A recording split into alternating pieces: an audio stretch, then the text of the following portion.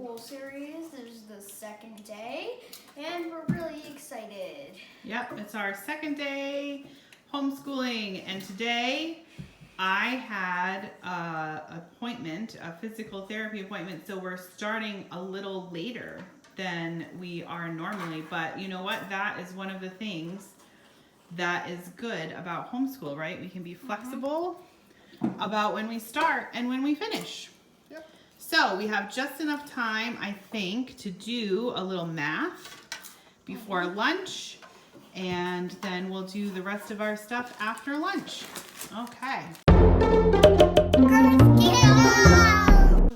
All right, for Noah's math today, we're still doing some review, and we're going to do some patterns and some counting. And while Noah's working on that, Eli is checking out these cool pegboards with the rubber bands and finding some things he can do with it.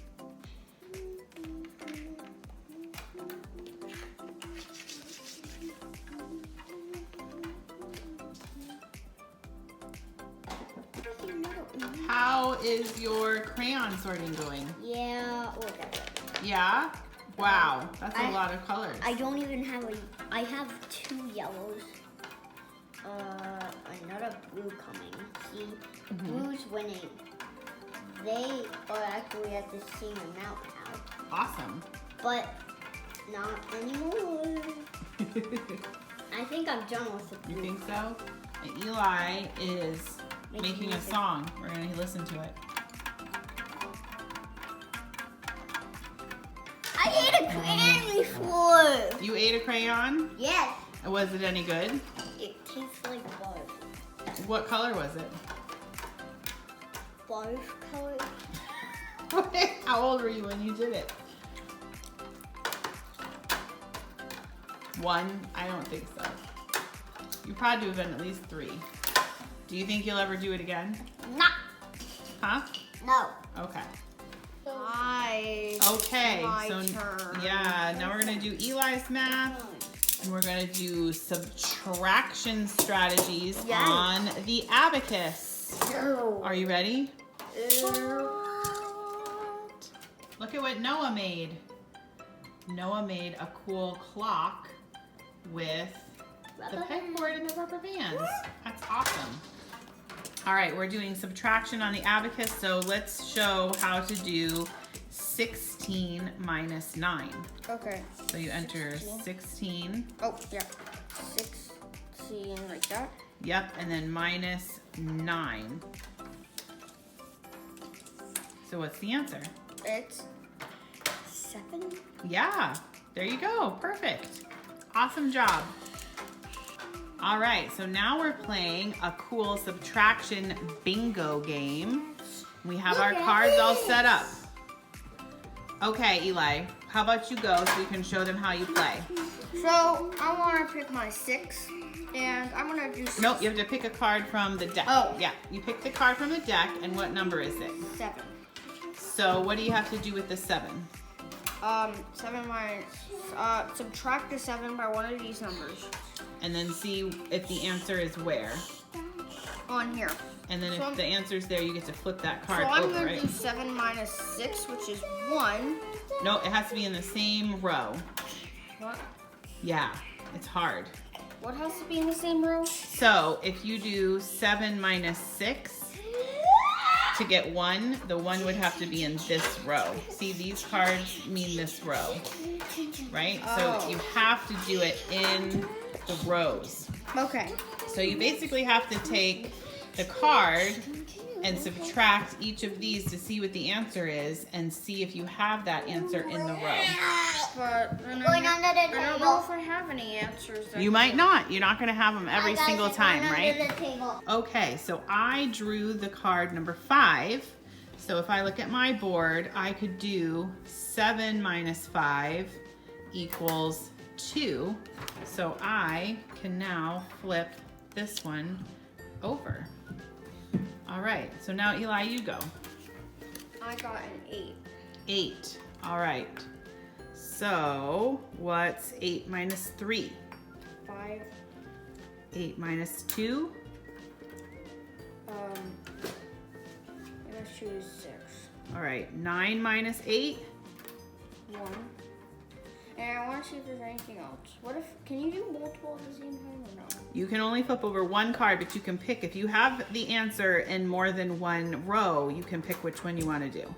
So there you go. So you did 9 minus 8 is 1. So you can flip that over. Awesome. So we're just going to keep going until somebody gets a bingo. All right. Won. Eli won. Bingo. Eli got a bingo. Bingo. I was so close though. I could have got a bingo like 1, 2, 3, like 4 different ways. What? It's a pretty fun game though. Yeah, it was fun. And Noah's now playing with the abacus. All right, we're taking a little break from math to have lunch because about 12:30. So actually it's 12:44 now. But anyway, we're gonna have a little lunch and then finish up Eli's math. And then we still have reading and writing and history to do. Man, this one's very good. What does that even mean? Did you hear that on recess? Yeah. Man, this womps, you're funny. All right, we're all done with our lunch. Okay, Noah's still eating goldfish, but we're mostly done with lunch.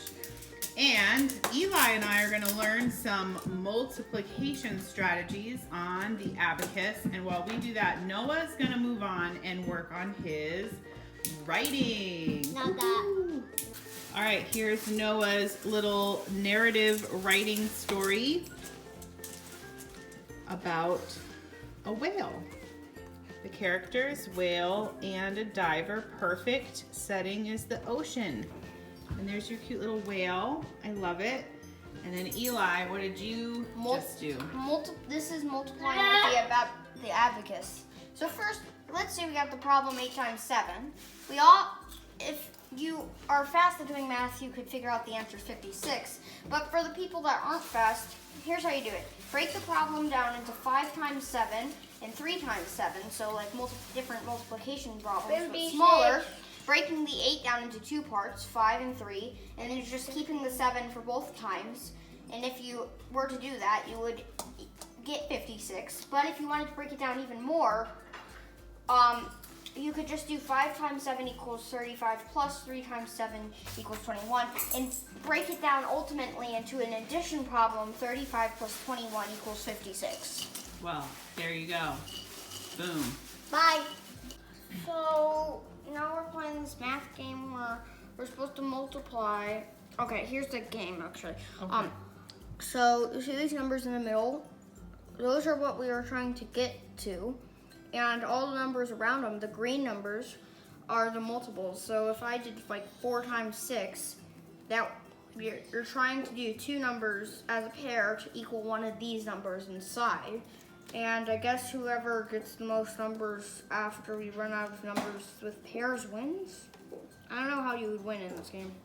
I don't know either. I think we just play until we don't want to play anymore. How about that? Yeah. All right, so can you find any multiples in here right now? There's probably some really easy ones. All right. Like just 12. Let's look. 6 times 2. Oh, there you go. That's a 12. 6 times 2 is 12. Perfect. Yeah. Oh, let's see. Ooh, 3 times 4 equals 12. 3 times 4 equals 12. There you Yeah. go. And then, probably a lot more.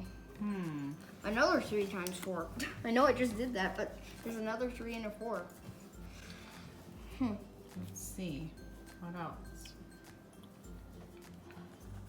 Is that it? No, I bet there's more. I think so. Probably. Well, what's 9 times 5? 9 times 5? No, what's 9 times 5?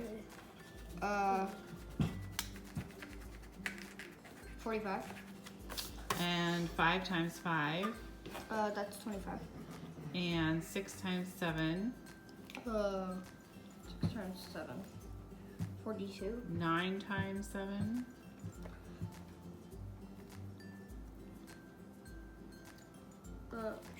Wait, where's? I think it's 63. And let's see, 9 times 6. 9 times 6 is 54. Okay. So There's 3. I think maybe we don't have any more. So now it's time to replace all the green cards we took and then try again, right? Yeah. Okay. All right, we're gonna do that. Now we're continuing our cursive and printing. Those are some really nice capital letters, Noah. Hi guys. So I'm so happy to see you holding your pencil pretty good. Noah, you're doing a great job holding your pencil because I downloaded this Check My Grip tracking sheet. Look at this, guys. So every time I notice that you're holding your pencil correctly, I can give you a star. And after you get 10 stars, I give you a reward. What do you think? Okay. All right, we'll have to think of some good rewards for that, right? All right, so I'm gonna make this up for you both and give you both a star for good pencil grip today. What do you think of capital cursive G's? Stupid. You think they look silly? Yeah. Yay! I know, they're really kind of weird looking, aren't they? No. I find them really hard to do, but I think you did a really good job. No. How are you doing? How you feeling? Got good, huh? Yeah. All right, Eli's having a little trouble with writing dialogue, so I'm sitting with him and we are going to go over it together, right? Okay, don't look so sad about it. Okay, so I've told Eli that we want to write a few more words than just a couple. So here we go, Eli. This is what the story is about. Chen asked Anna if she wanted to come over after school to see his new puppy. Anna loves dogs and was so excited to meet the puppy. So Chen says, I am so happy you can come over. And what do you think Anna might say? Me too. Me too. Yeah, well, what's a longer sentence? We already know Anna's excited to meet the I didn't puppy. read that part at first. I just Okay. kind of started off. All right, well, that's why I'm here to help you. So maybe Anna says something like, I am excited to meet your puppy. All right, so why don't we start there?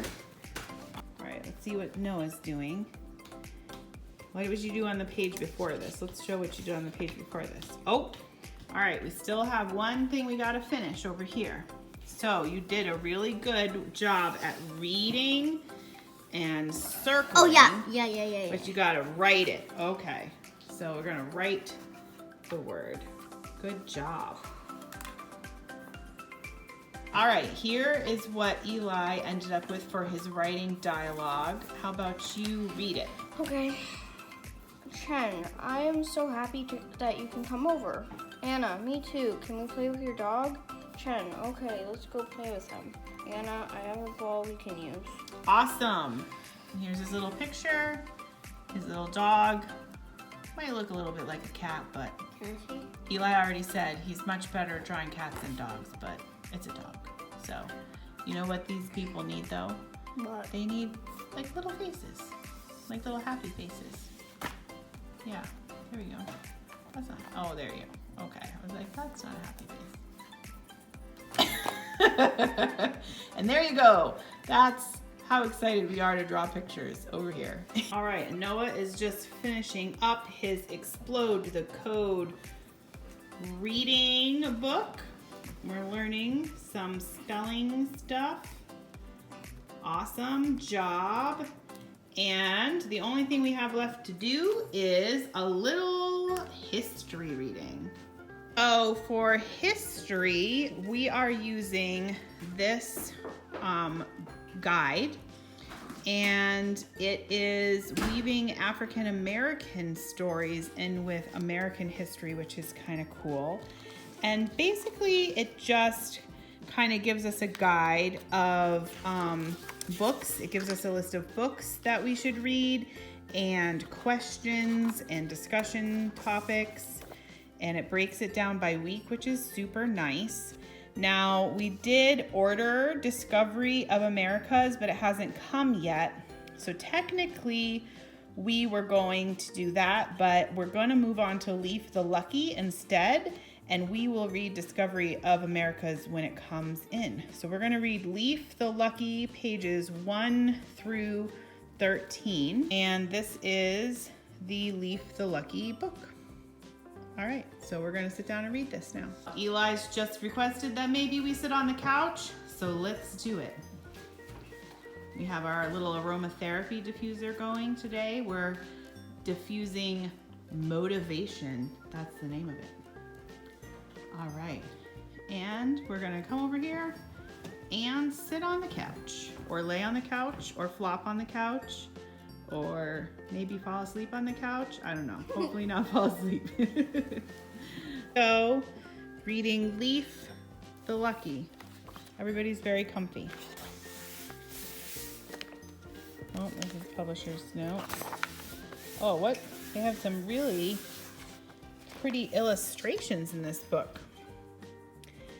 Leaf stood on sturdy feet in the prow of his father's Viking ship as he sailed across the snowstorm sea.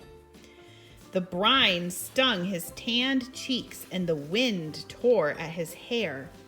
His eyes, his eyes were keen as the eyes of a snake and blue as steel as he watched the rows of waves rising like 1,000 fences between him and his new home in the West.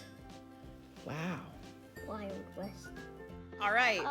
We just finished reading the first 13 pages of Leaf the Lucky. And it was really interesting, right? There was some cool drawings. Okay, be careful. And now we're calling it a day for homeschooling. Yeah. So we got a late start today, so it's kind of late. And tomorrow, hopefully, we'll have some time to do a special, like art. Okay? Okay. All right. So we'll see you guys tomorrow.